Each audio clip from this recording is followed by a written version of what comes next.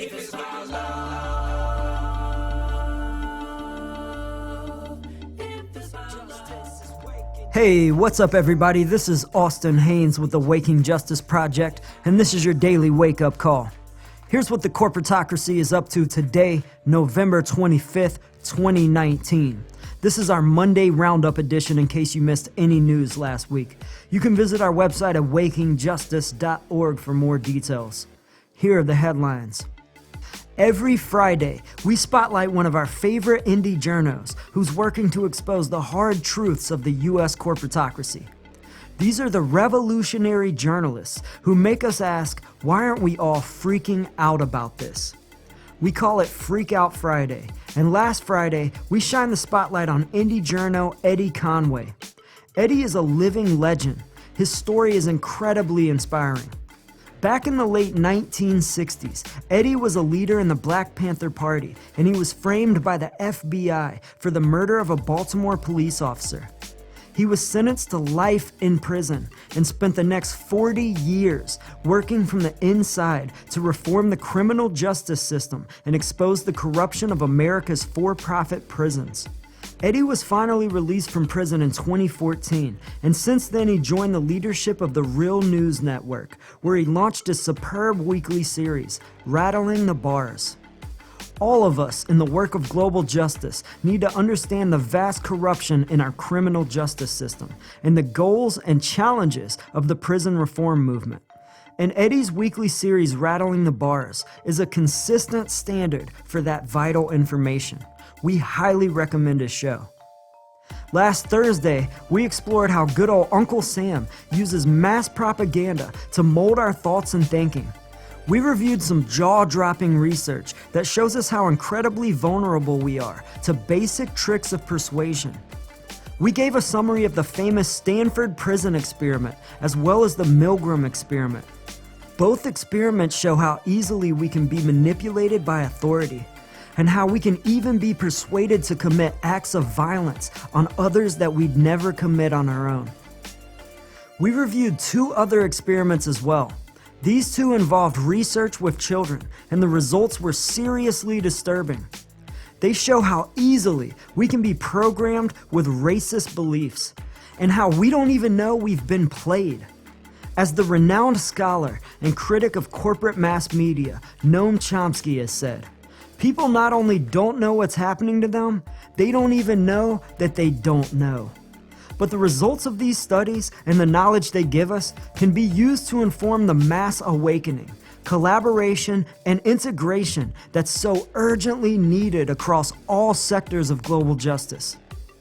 Of course, that means that each of us must develop our own practice of self-examination, as we mentioned in our podcast last Wednesday. It was our Whistleblower Wednesday podcast, where each Wednesday we spotlight a new whistleblower, the brave activists who work to expose the corruption of the US Corporatocracy. Last Wednesday, we spotlighted whistleblower Peter Buxton, who most folks have probably never heard of. But Buxton exposed the greatest scandal in the history of the US medical research industry. Be sure and check out that episode when you can. It was a stunning revelation about our government's role in human experimentation on behalf of the US Corporatocracy.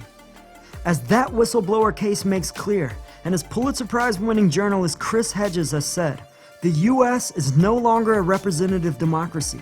It's now been transformed into a corporate plutocracy.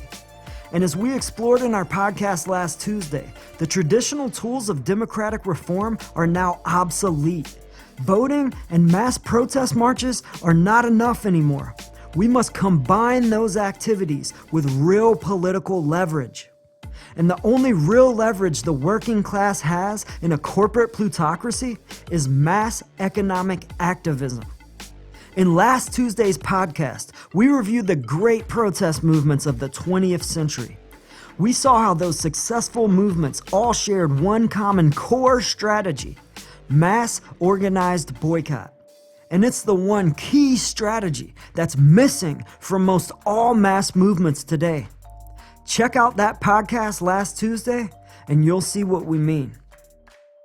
All right, y'all, we'll wrap it up there for this Monday Roundup edition of your daily wake-up call. Thank you for tuning in. And if you want to learn how all of us in the work of global justice can join together in strategic boycott and force this corporatocracy to the people's bargaining table, to end all this injustice, warmongering, and corruption, and to help save our planet, please visit our website at wakingjustice.org. You can check out our About page and listen to our first podcast. And if you want to get involved, please fill out the contact form at the top right of the homepage. Or you can email us at info@wakingjustice.org. We'd love to hear from you. We're running out of time, y'all, so join us. Peace. You must be involved in the struggle for freedom and justice. If it's about love, if it's about justice is waking, justice is rising, justice is waking, justice is rising. If it's about love, justice is rising, and it ain't just us, it's all of us. If it's justice is waking, justice is rising, and it ain't just us, it's all of us. If it's about may every soul unite, tend the fire and let old coals relight. I'm a citizen of the world and we fight for the rights of everybody to live a truly free life. Red or yellow, black or white, left or right, gay or straight, human or animal, all life. Cause what matters is what is in common. If you know it, stand tall and keep dropping the knowledge. justice is waking, justice is rising, and it ain't just us, it's all of us. If it's about love.